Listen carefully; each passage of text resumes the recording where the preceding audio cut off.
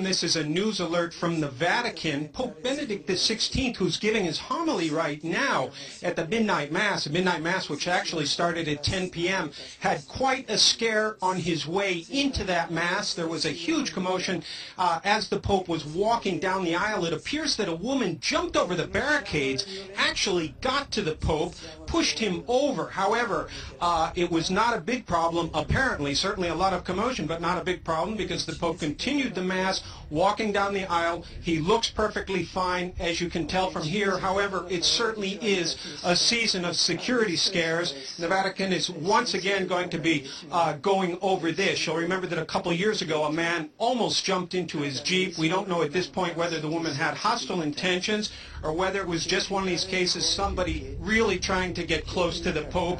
This often happens. Normally they're blocked. He has a really tight security detail, like any world leader, and normally they can stop him because there's a barricade of about 4 feet there, and it takes quite a bit for somebody to jump over that. However, a woman managed to do that tonight. One of the problems is there are very big crowds, of course, in a Mass like this. It's not always easy for people to see what is going on. The security see what is going on behind the first 2 or 3 lines. This woman did manage to get across, actually pushed the Pope down. The Pope, as you know, is not very big. He's not very athletic. He jokes about that himself. He said that as he was a kid in the seminary, he always felt sorry for the people who had to pick him on the games. He was not really into sports, and he felt sorry for the teams that picked him. However, he has been in relatively good health. They did start the Mass early this evening at 10 o'clock rather than at midnight, precisely to give the Pope some rest. The Pope does have a very big day tomorrow. Of course, there's always the Christmas blessing. The Pope will be speaking in 60 different languages,